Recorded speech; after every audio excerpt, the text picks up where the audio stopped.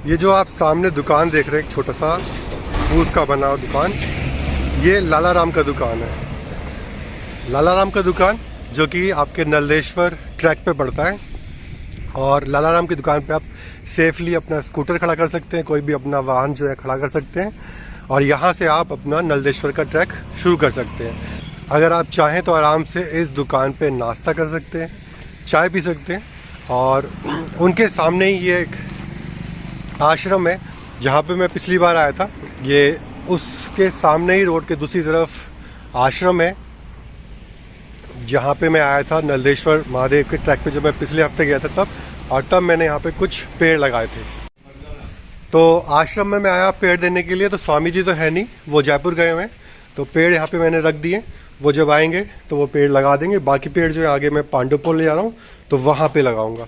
तो ये आप जो है महाराज जी को बोल देना, ठीक है ना? ठीक। तो ये आश्रम में तो स्वामी जी मिले नहीं, तो अभी चलते हैं लाला राम की दुकान पे।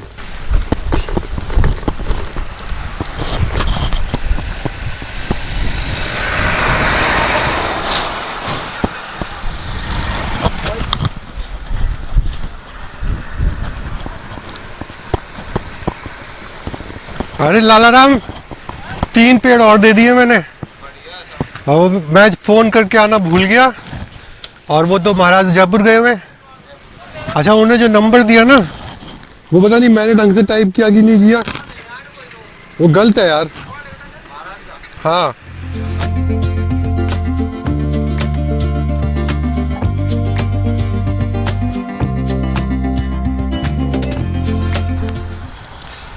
लाला राम की दुकान पे पहुंच के बात करके स्वामी जी का मैंने नंबर लिया, क्योंकि स्वामी जी ने जो पहले मुझे नंबर दिया था वो उसका मुझसे गलत टाइप हो गया था।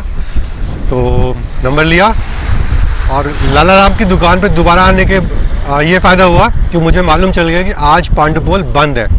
तो पहले तो क्या था कि आप 7 दिन में कभी भी पांडुपोल जा सकते हो। अब इन्होंने नियम निकाल दिया, क्योंकि ये टाइगर रिजर्व पार्क के अंदर आता है मंदिर, हनुमान जी का मंदिर है, और यहाँ पे हनुमान जी की लेटी हुई मूर्ति है। तो यहाँ पे सिर्फ अब जो दर्शन करने के लिए आ रहे हैं उनकी सिर्फ मंगलवार और शनिवार को एंट्री है। बाकी 5 दिन आपकी एंट्री अलाउ नहीं है।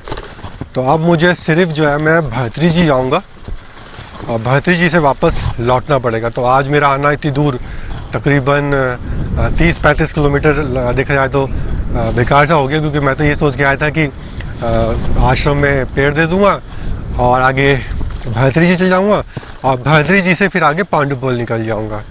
तो अब सिर्फ हम लोग जाते हैं कन्हैया स्वीट्स, वहाँ पे खाते हैं थोड़ी सी कचौड़ी और भैत्री जी, और फिर वापस लौट के आ जाएंगे अपने घर की ओर।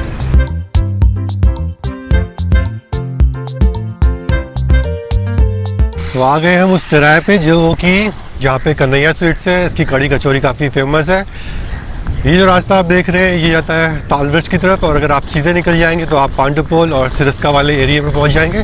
तो अभी फ़िलहाल हम चलते हैं कन्हैया स्वीट्स में कचौड़ी खाने के लिए। गाड़ी को खड़ी करते हैं अपनी छाया में, छाया तो है नहीं, धूप में ही खड़ी करनी पड़ेगी।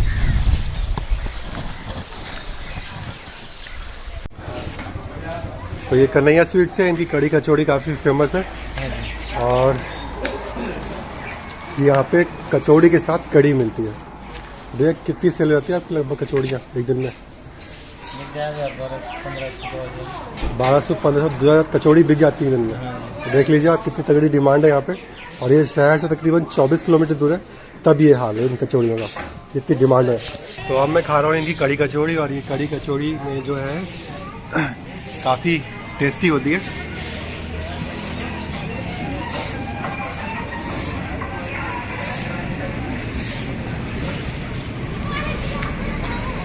काफ़ी खट्टी कड़ी है और टेस्टी है। और जो आपकी कचौड़ी है वो एकदम क्रिस्पी कचौड़ी है, काफ़ी मतलब अच्छी है।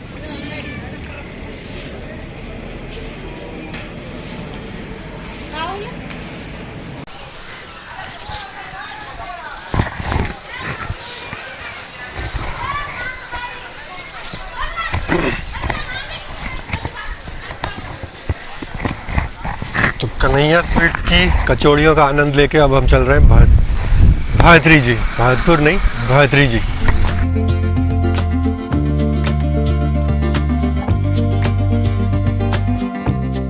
पूछना पड़ेगा तिराया आ गया, भात्री जी के लिए कौन सा रास्ता है मालूम करना पड़ेगा।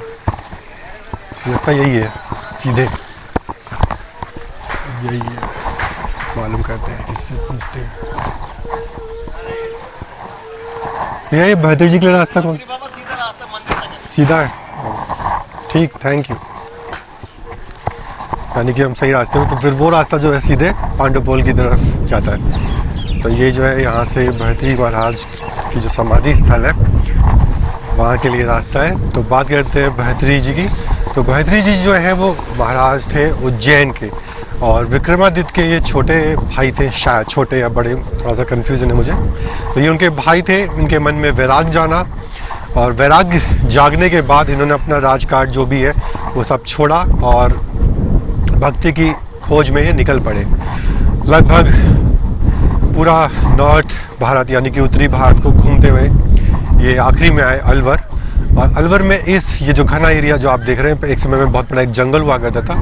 तो इस जंगल में इनको ज्ञान की प्राप्ति हुई, यहाँ पे इन्होंने समाधि लगाई, और इसीलिए इस अलवर शहर को तपोभूमि बोलते हैं, क्योंकि इस जगह पे बहुत से ऋषियों को और संतों को ज्ञान की प्राप्ति हुई है, उन्होंने यहाँ पे समाधि लगाई हुई। और उन सब में जो सबसे बड़ी जो मान्यता है, जिनकी पूजा जाता है, वो है महाराज भात्री जी को। और इस आसपास की जितनी भी जगहें, जो अलवर के आसपास की जगह, वहाँ के एक तरह से कुल देवता या लोक देवता जिसको बोलते हैं, हाँ लोक देवता है यहाँ के। काफ़ी इनको पूजा जाता है ग्रामीण क्षेत्र में। अगर आप किसी भी बड़े वाहन में, चौपहिया वाहन में अगर लिखा हुआ देखते हैं कि भात्री बाबा की जय या जय भात्री बाबा, तो समझ लीजिए कि वो वाहन या उस वाहन को चलाने वाला व्यक्ति कहीं ना कहीं अलवर से ताल्लुक़ रखता है, या किसी ने हुंकारा भरा है कि भात्री बाबा की जय, तो यानी कि वो पक्का अलवर का ही होगा, अलवर के आसपास का होगा। काफ़ी बहुत ज़्यादा यहाँ पे मान्यता है। साल में एक बार यहाँ भात्री जी का मेला भरता है, और उस दौरान कलेक्टर के द्वारा यहाँ पे एक दिन की छुट्टी भी रखी जाती है पूरे डिस्ट्रिक्ट में। तो आप इससे ही आइडिया लगा सकते हैं कि कितना बड़ा, मतलब यहाँ पे इसकी मान्यता है, इनको कितना ज़्यादा पूजा जाता है। तो अब चलते हैं हम मेन समाधि स्थल में, मेन जो मंदिर स्थल है वहाँ पे।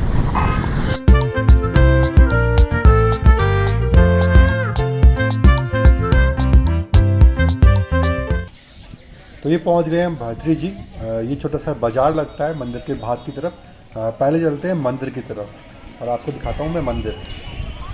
ये जो देख रहे हैं सामने, ये मेन मंदिर है, और ये मंदिर के दोनों तरफ छोटा सा मार्केट बन गया, जहाँ पे कि आपको प्रसाद और खाने पीने की कुछ चीज़ें मिल जाएंगी। तो अभी चलते हैं हम मंदिर की तरफ।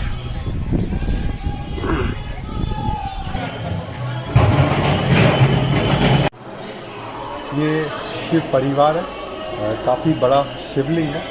भात्री जी की मूर्ति है, उसके एकदम सामने की तरफ ये शिवलिंग रखा हुआ है। ये जो आप मूर्ति देख रहे हैं, ये ही भात्री महाराज की मूर्ति है जो रख रखी है ध्यान अवस्था में। इसके पीछे एक पानी का झरना टाइप का सा है, तो पहले वहाँ चलते हैं, उसके बाद आके यहाँ पे प्रसाद चढ़ाएंगे और धूप जलाएंगे। हाथ धो लूँ, हाथ धोया हूँ, हाथ गंदे हैं भैया, हाथ गंदे हैं, हाथ गंदे हैं मेरे। ये जो आप बहता हुआ पानी देखते हैं, ये ऊपर पहाड़ों से आ रहा है, और ये लगभग साल भर पानी इसी तरह से बहता रहता है। गर्मियों में भी पानी बहुत कम होता है कि ये सूखता है। तो ये मेन समाधि स्थल है, यहाँ पे मैं प्रसाद चढ़ाता हूँ और धूप बत्ती जलाता हूँ। ये जो जोत जल रही है, ये पूरे साल भर जलती है, लगातार जल रही है, कभी इसको बुझने नहीं देते हैं। समाधि स्थल के दर्शन करने के बाद मैं आ गया हूँ, यहाँ पे एक गुफा है जिसमें कहते हैं कि भात्री महाराज ने ध्यान किया था, और यहीं पे मैंने अपने जो बचे हुए बाकी पेड़ हैं वो दे दिए यहाँ के महाराज को। वो लगा लेंगे अपने हाथ से बाद में जब उनको समय मिलेगा। और ये भात्री जी के जो मेन समाधि स्थल है उसके बगल में एक गुफा है, जहाँ पे कहते हैं कि भात्री जी ने तपस्या करी थी। तो चल के देखते हैं उस गुफा की तरफ। मेन अलवर शहर से काफ़ी दूर है, तकरीबन 30-35 किलोमीटर दूर है ये भात्री जी का जो जगह है, समाधि स्थल है। ये गुफा के सामने आ गए। हाँ भाई, क्या बात है, चले अंदर गुफा में? चलो आप भी चलो, गुफा चलते हैं अंदर सब एक साथ। तो ये अंदर जाके गहरी सी गुफा है, छोटी सी गुफा है, देखने से ही लग रहा है बाहर से। सामने ये भात्री जी बैठे हैं, इनके अगल बगल शेर और चीता बैठे हुए, कहते हैं कि ये इनकी रखवाली करते थे। ऐसी गुफा एक उज्जैन में भी बनी हुई है बद्री जी की। ऐसी है।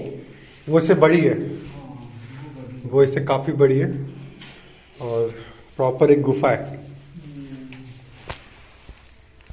ये आगे तो पूरा बंद पड़ा हुआ है। तो यही है जो भी है बद्री जी की गुफा। यही दर्शन दिया था राजा जय सिंह ने। नहीं, राजा जय सिंह ने तो ये गुफा ढूंढी थी, उनको मालूम चला था। हाँ, वो सपना में दिखा दो, हाँ, वो लिख रखा है उन्होंने बाहर। तो इस तरीके से हमारा आज का बद्री जी का ट्रिप पूरा हुआ। अब हम चलते हैं वापस अपने घर की तरफ।